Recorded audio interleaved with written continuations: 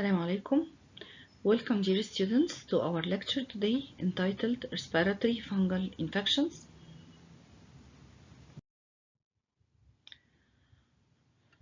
The ideas upon which this lecture will entitle to identify methods of transmission and clinical presentation of different fungal causes of pneumonia, and to outline the laboratory workup of fungal infections causing pneumonia and the diagnostic procedures.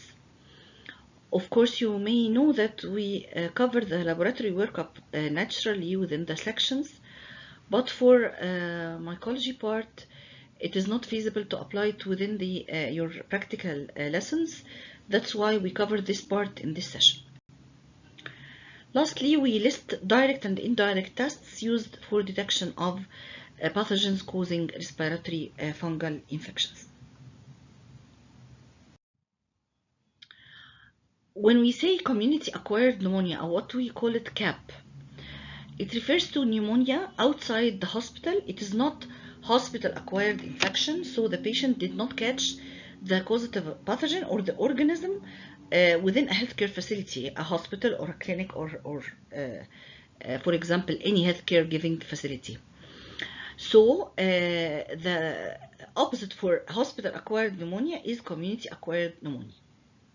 بمعنى بنقول العدوى الالتهاب الرئوي اللي جاي من خارج المستشفيات هو النيمونيا اللي مالهاش علاقة بدخول المستشفى أو العيادات أو أي منشأة صحية. This is one of the most common infectious diseases diagnosed by a clinician. During your clinical life, you will face pneumonia everywhere, either in pediatric, in elderly, in puberty. You will face pneumonia in multiple settings. And of course, by pathological definition, what is the picture you know about pneumonia, the pathological feature, key feature for pneumonia? It is consolidation. Consolidation means replacement of air inside the alveoli by inflammatory exudate and tissue. And this is the hallmark or the key feature of pneumonia. يعني العلامة المميزة للنيمونيا أو ما نطلق عليه الالتهاب الرئوي هو وجود ما نطلق عليه consolidation. يعني في حالة لما بنعمل chest x-ray زي ما احنا شايفين هنا في الصورة، وبنلاقي مكان الالفيولاي اللي هو المفروض يبقى filled by air يبقى لونه الطبيعي اسود، نلاقيه filled by inflammatory exudate وتيشو، وبالتالي لونه يتحول من اللون الاسود اللي هو لون الاير الى اللون الابيض اللي هو لون الاكسوديت والسنس. We will have some lower fungal respiratory tract infections. We will cover it within this lecture, starting by Aspergillus. This is one of the most common causes of lower respiratory fungal infections. Histoplasma, COCCIDIOIDES immitis, and Pneumocystis jirovecii. And excuse us for the names. I know the names might be somehow difficult, but you can just recall it by repetition. So we will discuss some details about Aspergillus, Histoplasma, COCCIDIOIDES immitis, and Pneumocystis jirovecii. These are the causes of atypical pneumonia. And here comes the questions. Is there a difference between typical pneumonia and atypical pneumonia? Let's storm for this question. What do we mean by atypical pneumonia? ما معنى كلمة أو إيه definition بتاع atypical pneumonia؟ بمعنى this is the pneumonia which we cannot reveal a causative pathogen by the conventional methods. يعني ما نقدرش نحصل على اورجانيزم مسبب للالتهاب الرئوي ده بالطرق التقليديه اللي احنا بنستخدمها في التشخيص. محتاجه طرق خاصه او سيرولوجيكال تيستنج عشان نقدر نشخصها. ده نمبر 1. نمبر 2, atypical pneumonia means atypical in its presentation. That's correct. It is not the typical presentation for pneumonia, starting by high grade fever, cough. No, it varies in the clinical presentation. They might be no cough, they might be low grade fever or fluctuating fever, and so on. So atypical in its diagnostic procedure and atypical in its clinical presentation. First of all, Aspergillus. Aspergillus is this filamentous fungus, and if you can remember with me, go back to the last year when we classified the fungi by morphological classification into mold, yeast, and dimorphic fungi. The mold are the ones called filamentous fungi. So Aspergillus is an example for filamentous fungus.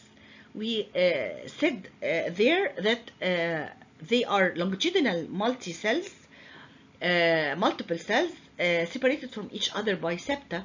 This is the hallmark of filamentous fungi. They reproduce by branching of these filaments, what we call it branching hyphae. So mold, filamentous fungi, branching hyphae are synonyms for each other. A single filament consists of a single sac from which macro and micro conidia are generated. What are macro and micro conidia? Conidia are fungal spores. Fungal spores. These are the branching hyphae. When the branches finish, they end up by this bulge or this sac, this container that contains a small, tiny units of the same mother cell called conidia, or what we call it previously in the last year, the fungal spores. You may go to the last year lecture and revise this part of general mycology. The Aspergillus species exists only as mold. As we said, it is an example of mold. They are not a dimorphic fungus.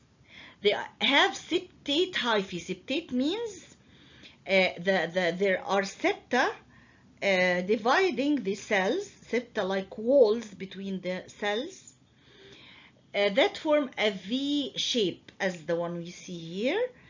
And it is called dichotomous branching. Every one single branch divides into two branches.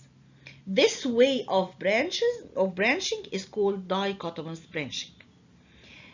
Several dichotomous branching, when we have a look under the microscope, we can see these filaments just such as here, just parallel to each other, resulting from this pattern of branching. The conidia or the fungal spores ending at the bulge of the terminal hyphae, we can see here just these tiny structures that are units of the mother cells. They are in the form of radiating chains as we see it here. Radiating chains.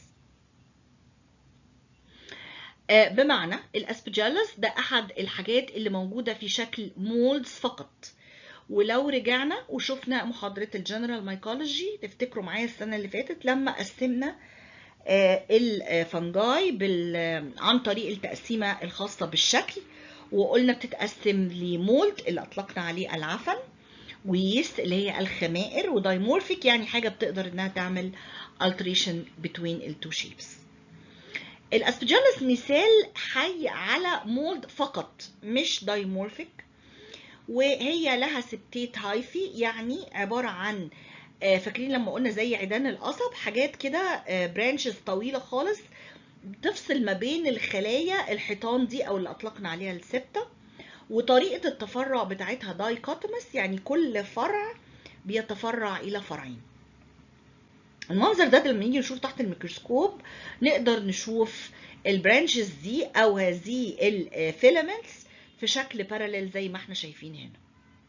وفي نهاية كل تفرع بيبقى فيه بلج او ساك او شنطة او كونتينر جواه يونتس، وحدات صغيرة قوي من المذر سيلز اطلقنا عليها كونيديا اور فانجل سبورز. What are the clinical forms of Aspergillus infection? First of all, pulmonary infections that we will cover just in a minute now after we finish this slide, in the form of allergic bronchopulmonary aspergillosis and aspergilloma. These two entities We will discuss it in details. But what about extrapulmonary infections? Aspergillus may also affect extrapulmonary tissues. It is one of the most common causes of otitis externa, and also Aspergillus causes sinusitis. Sometimes in cases of faulty sterilization of utensils and surgical instruments, sometimes we face a post-operative infection caused by Aspergillus, for example, post-operative endophthalmitis and carditis. Another variant is the invasive aspergillosis, and we face this entity when the patient is neutropenic.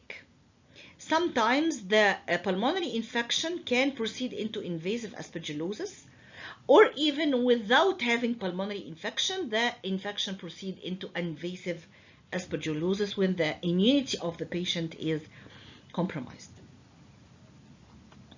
Finally, the last clinical form is aflatoxin-related disease. Once again, we covered this part in details in general mycology, and we discussed the mycotoxins. We talked about aflatoxins that is released by Aspergillus, and it forms secondary metabolites that cannot be cleared from the tissue, and it is carcinogenic. It causes liver cirrhosis, hepatoma, and it is some sort of toxin produced by a certain species of Aspergillus called Aspergillus flavus. So apart from the pulmonary infection, Aspergillus may cause extrapulmonary infections, invasive aspergillosis through the circulation, or aflatoxin-related diseases due to toxin released by some species of Aspergillus. What about the pulmonary infections? In the form of either allergic bronchopulmonary aspergillosis, and this happens in asthmatics, people with hypersensitivity type 1. Now, let us revise what is the pathology of bronchial asthma. The patient with bronchial asthma having hypersensitivity in his airway, hyperreactive airway, he exhibits narrowing of his bronchi and bronchioles and even alveoli, and they are filled of mucus secretion, and the ciliary movement is impaired. That's why Aspergillus spores that we inhale every time, day and night, and it can be cleared off by the ciliary movement and the action of our immune system. In this condition, while the ciliary movement is impaired and mucus is trapped there, so the Aspergillus the Aspergillus spores, we cannot get rid of it properly. That's why there is colonization at the trachea, especially at the bifurcation of the trachea here, by the Aspergillus spores, and it causes allergic bronchopulmonary aspergillosis. Here, let's think about it. In this patient, is this patient an allergic patient for fungal spores? He is necessarily allergic for fungal spores? The answer is no. Not exclusively to fungal spores. He's not actually allergic for fungal spores. He is allergic for something else. The result is having some pathology in his hyperreactive airways. And here, on top of his allergy, the fungal spores colonizes in his trachea rather from being cleared off. And there is a complication for asthma, for bronchial asthma. It is the form of allergic bronchopulmonary aspergillosis. The other form of pulmonary infection is aspergilloma. And here the fungal spores prefer to lodge in within a cavitary lesion, a previous cavitary lesion present in the lung, for example, a tuberculous cavity or lung abscess cavity that's healed. This cavitary lesion, or this healed cavitary lesion, is a privileged site, a preferred site for the spores. It's filled of fibrous tissue with no blood supply. And here it is a lodge, a very important and wealthy place for Aspergillus spore to accumulate and vegetate within this cavity. forming an aspergilloma, or what we call it fungal ball. Sometimes this fungal ball is for differential diagnosis with lung tumor as a space occupying lesion within the lung tissue.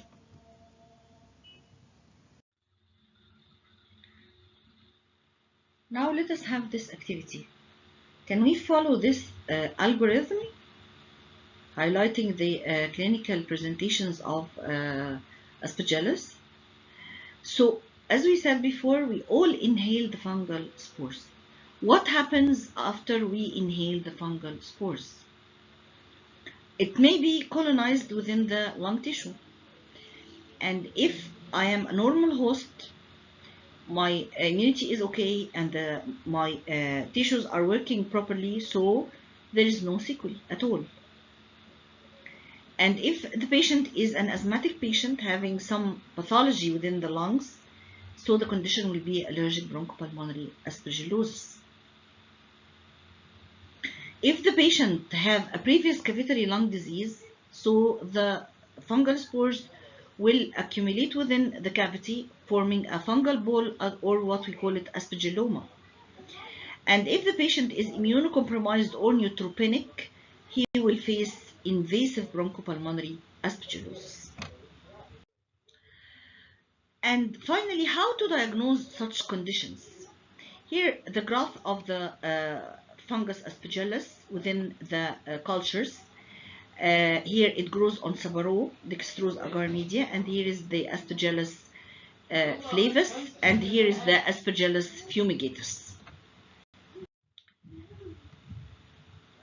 And how to diagnose? Culture that show colonies with this characteristic radiation chains do not exclusively prove disease, because colonization is very common. So we will have culture, but in addition, we have to think about some specific diagnostic procedures. In case of invasive aspergillosis, we can detect the circulating cell wall antigens called galactomannan by ELISA, and it is also not entirely specific, but if we detect the beta-glucan, also a cell wall content, together they may give us a guide about invasive aspergillosis. And here we are detecting an antigen circulating within the circulation, which means that the fungus aspergillus is circulating within the circulation, and this is an indicator for invasive aspergillosis. What about allergic bronchopulmonary aspergillosis? Here there is high level of IgE. This is logic. This is an allergic patient for bronchial asthma. But IgE specific for what? Of course, for the allergen, and this is a natural finding, and also IgE specific for Aspergillus antigens on top, and prominent eosinophilia. We can find IgE and IgG as well. This is the hallmark for allergic bronchopulmonary aspergillosis. Now, can we solve this quiz together? Which of the following defines allergic bronchopulmonary aspergillosis? Is it colonization of trachea with Aspergillus spores in asthmatics? Fungal ball on pre-existing tuberculous cavity? No, this is an aspergilloma. Invasive lesion in neutropenic patients and those receiving high doses of corticosteroids? No, this is invasive aspergillosis. Dissemination of Aspergillus spores? This is the survival value of fungal spores, not related to the allergy. Hypersensitivity type 2. Wrong answer also, because the asthmatic patient is suffering from hypersensitivity type 1. So the correct answer is A.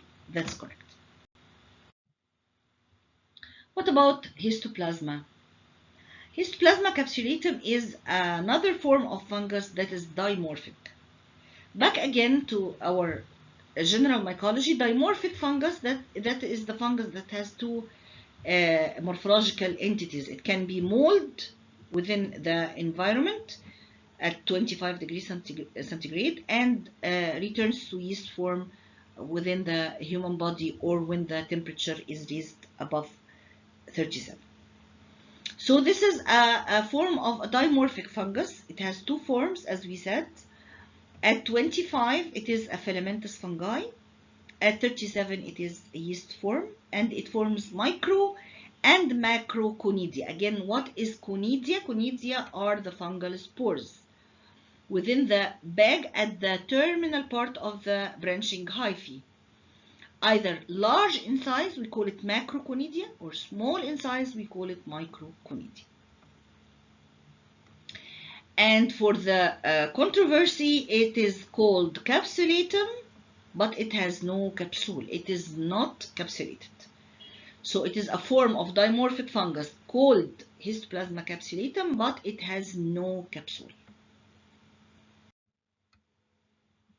What is the source of infection by Histoplasma? Histoplasma fungal spores are present in the soil, especially the soil contaminated with bird droppings and excreta of bats. And the common natural habitat is the intestine of the bats and birds, and that's why breeding birds and pigeons is one of the risk factors for acquiring histoplasmosis. The clinical spectrum of histoplasma is very wide-ranged. It varies from just asymptomatic presentation in healthy individual, acute pulmonary histoplasma, and this is a flu-like syndrome. These two clinical presentations will not seek a clinical or a medical advice. We will not see the patient in this part of the clinical spectrum. Either asymptomatic, so there are no symptoms, or acute pulmonary infection, and this is just a flu-like syndrome. When are we going to face the patient with a histoplasmosis? When he comes to these two clinical spectra, chronic pulmonary histoplasmosis, and it is very similar to pulmonary tuberculosis. So it goes under the title of differential diagnosis of TB. Or if the condition worsen more over by severe fetal disseminated histoplasmosis, and this is very eminent in immune-compromised patients, here the patient will have hepatosplenomegaly and generalized lymphadenopathy. So the spectrum is a very wide range of a clinical presentation. المريض اللي عنده العدوى بالهيستوبلازموزس بيجي ببرزنتيشنز مختلفة جدا ولها رينج كبير قوي. 1 و 2 دول البيشنتس اللي احنا مش هنشوفهم، يعني ده البيشنت اللي مش هيجي المستشفى او العيادة عشان يشتكي من حاجة، لان اكشولي هو ما عندوش سيمتومز، ده نمبر 1. او لو الكونديشن عنده عبارة عن حاجة شبه دور البرد كده، ففي الغالب ده بيبقى حاجة سيلف ليميتنج واحنا مش هنشوف البيشنت ده. لكن لو العيان دخل في الكرونيك بالمونري هيستوبلازما او دخلنا بقى مور اوفر في حاجه سيفير فيتال ديسيمينيشن، في الحاله دي البيشنت ده will show up by symptoms similar to pulmonary tuberculosis. Do you know the symptoms of pulmonary tuberculosis? What are the presenting symptoms of pulmonary tuberculosis? Notice and always remember that the symptoms or the presenting symptoms of pulmonary tuberculosis are general symptoms more than respiratory symptoms. Patients with TB come with loss of weight, loss of appetite, night sweating, and night fever. And sometimes they express cough, or sometimes there is no evident cough. And if the patient having chronic bronchitis, it's there the cough of chronic bronchitis. So these are the symptoms present in TB and some disorders similar to the TB under the title of differential diagnosis. One of them is the Histoplasma capsulatum infection. Again, within the soil, it is in the form of filamentous fungi. goes into the body by inhalation.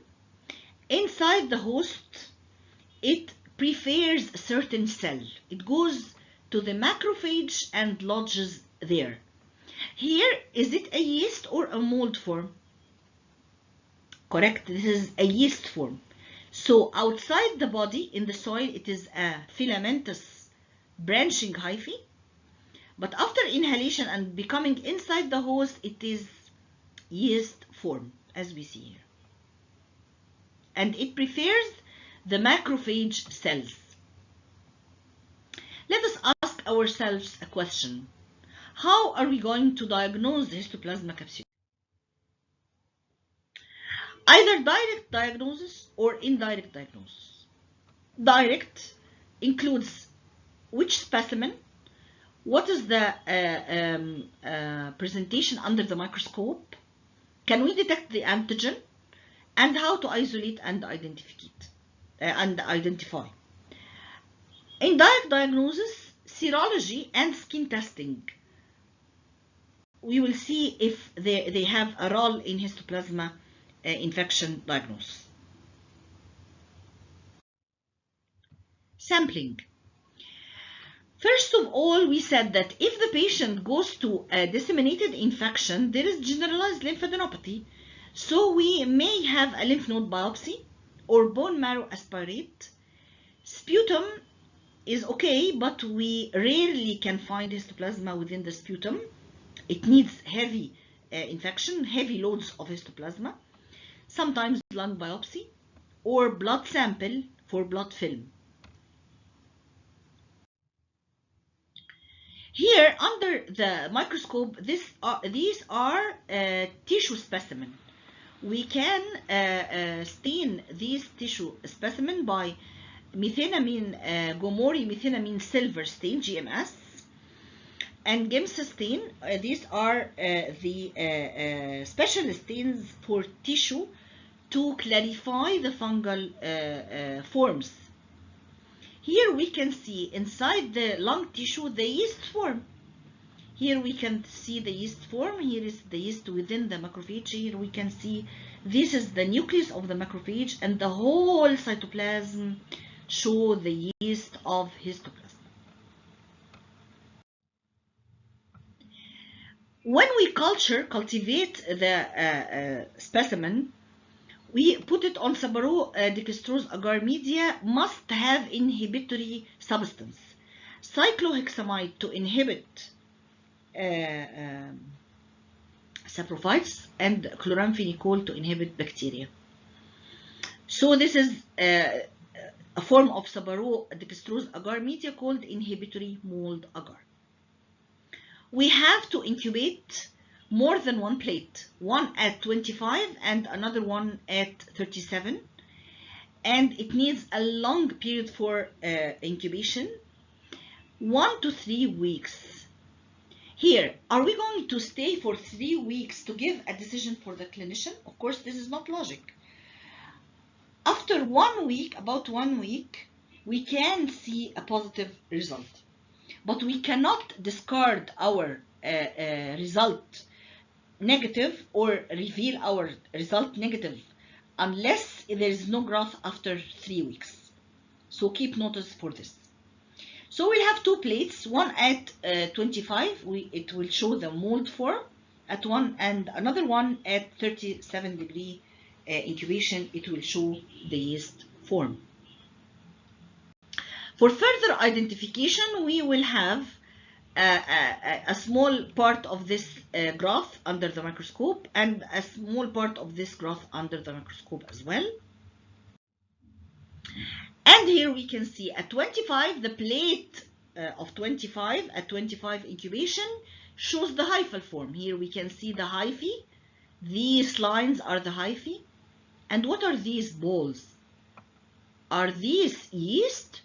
Of course, no. These are the correct bag of spores at the end of each hyphae. Bag of spores containing macro and micro conidia. Conidia means fungal spores. This is the microscopic morphology of the 2 previous plates we saw, and this is the plate under incubated at 25 degrees centigrade. What about the other plate incubated at 37? It will show the yeast form. Characteristic yeast-like bodies. Here is the mother cell, the daughter cell having a bud here, and then the bud separates as we see here. Of course, the background is just clear because we are staining from a plate. We cannot see macrophages or tissue. This is not a tissue staining as the one we saw previously. This is staining of resultant colonies we saw in the previous two plates.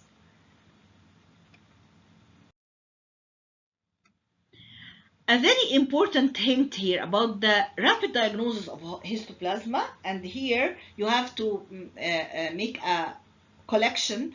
What are the respiratory pathogens that can be diagnosed by urine samples? The antigen is there in the urine. One of them is histoplasma. We can see the antigen in urine. We can see the antigen also in serum, and the technique is ELISA technique, and this is a very useful and beneficial technique for screening. Easy technique, easy sample. Of course, when I ask you, is it easier to have or to obtain a urine sample or a lymph node biopsy? Urine sample or sputum sample? Urine sample is the easiest one. Here I will ask you a question and you will go for search for the answer. What other respiratory pathogens we can diagnose by detection of antigen in urine? By the end of this module, you will have a collection of some pathogens that can be diagnosed by antigen in urine. We also may have PCR testing for specific DNA.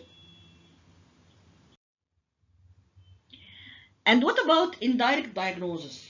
Serology. هل ممكن يكون في دور للانتي بوديز؟ ممكن نشوف الانتي بوديز IgG or skin intradermal testing. يعني ممكن نعمل اختبار حساسية في الجلد. لكن المشكلة ان احنا بندور على serology انتي بوديز في عيان في الاساس هو immunocompromised. فايه رأيكم for us what are the chances that we can detect immunoglobulins in an immunocompromised patient? Very weak chance. So the indirect diagnosis is not very beneficial in cases of pulmonary histoplasmosis. Where can histoplasma antigen be detected by ELISA? Sputum, bronchoalveolar lavage, tracheal aspirate, urine, tissue biopsy. Urine is the correct answer. It can also be detected in sputum, but with lower sensitivity. So the correct answer is urine.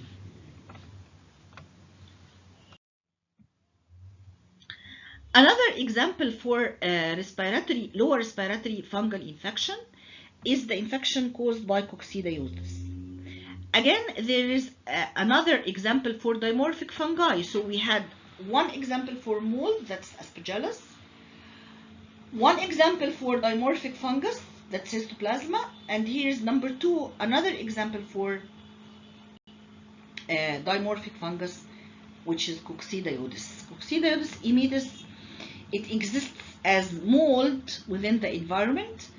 And within the host tissue, it is a form, a very special form of yeast. It is collected within an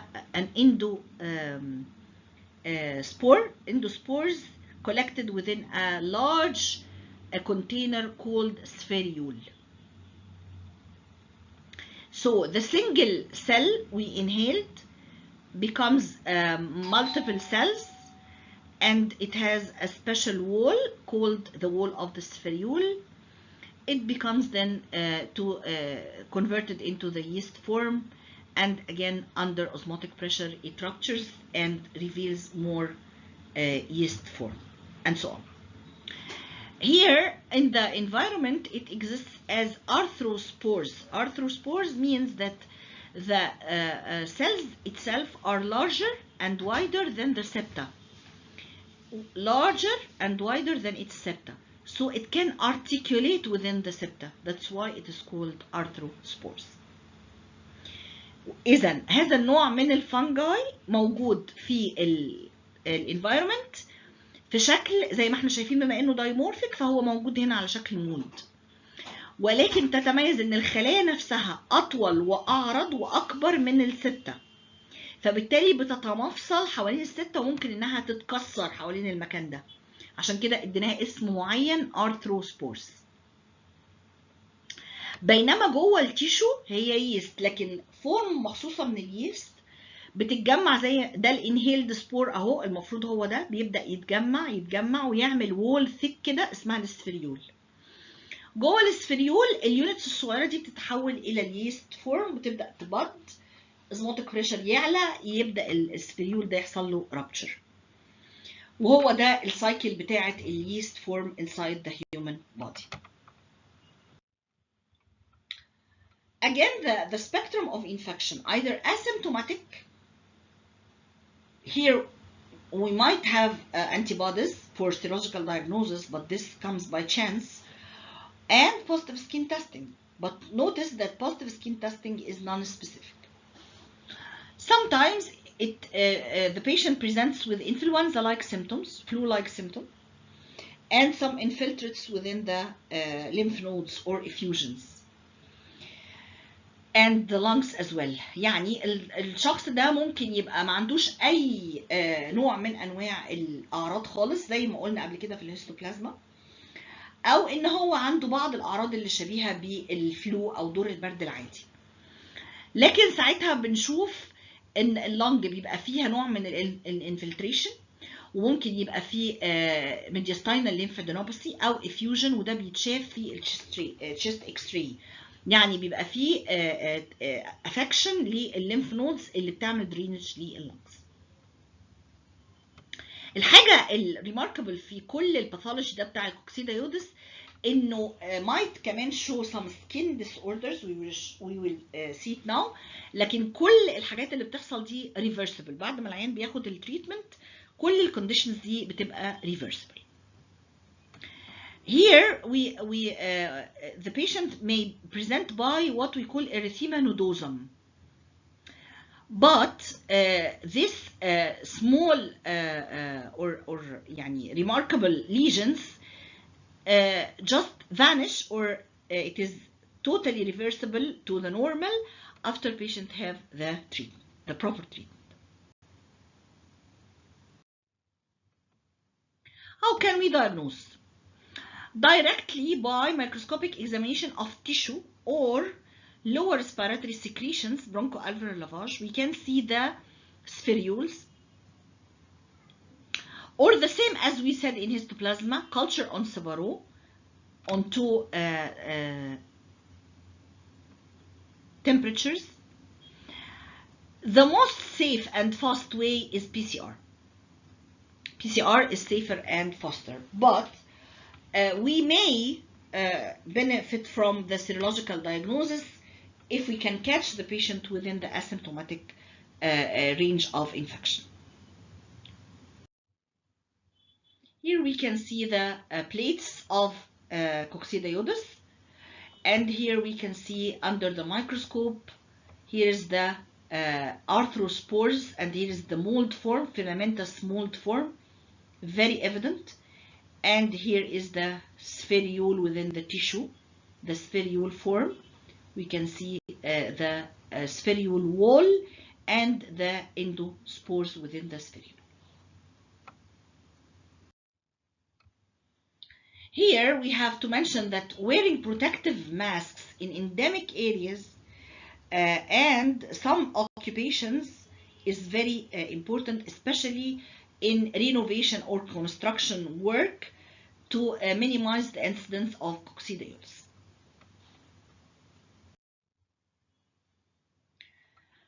A very important sort of fever related to the coccidioides is called valley fever, and please take note for this. There is a difference between valley fever and Rift Valley fever. So what is related to valley fever? Coccidioides.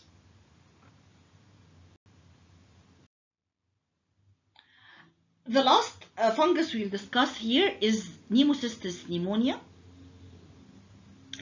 It is a diagnostic infection for acquired immune deficiency syndrome, AIDS. When the patient revert from just HIV positive patient to an AIDS patient, which means that his CD4 count is below at a certain threshold, he catches a Pneumocystis jirovecii infection, and it causes Pneumocystis pneumonia. The Pneumocystis jirovecii is a normal flora. It is a normal member of the microbiota, an obligate parasite. It cannot cause disease except if the patient is immunocompromised. It is a normal flora. Within the lung, it has two morphology, either trophozoite or cyst, somehow like parasites. But by revision of taxonomy, we found out that it belongs to the fungus or the kingdom of fungi. So it has trophozoite and cyst within the lung tissue.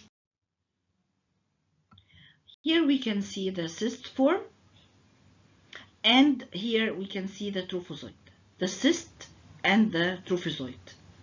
Both forms are there within the lung, but we can see the cyst form very clearly by GEMS stain, or also by immunofluorescent staining for staining of the cyst. It is a very important technique for diagnosis.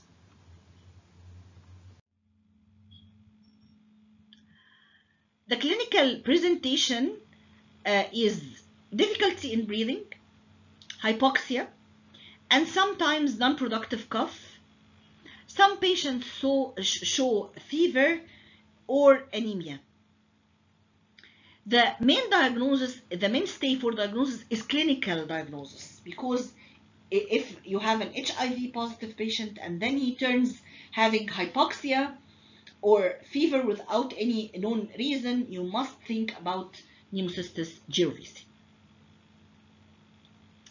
So radiological diagnosis will be very important, and also if we can see the sputum or bronchoalveolar lavage having both forms, the trophozoite and the cyst, and the direct smear showing the cyst by direct immunofluorescence. This is a very important diagnostic procedure. And finally, the most important and safe procedure for diagnosis is polymerase chain reaction, PCR. It is very important to ensure healthy immune system, stop smoking, give a patient good nutrition when you have an HIV positive patient. And of course, here I will add close monitoring. You must monitor and follow up your HIV patient by his CD count in order to prevent the occurrence of Pneumocystis jirovecii infection. It is treated by trimethoprim and sulfamethoxazole, not by antifungal, and this is the drug of choice by trial and error. No one knows why we choose these antibacterial agents, but it is the only effective drug for treatment and prophylaxis.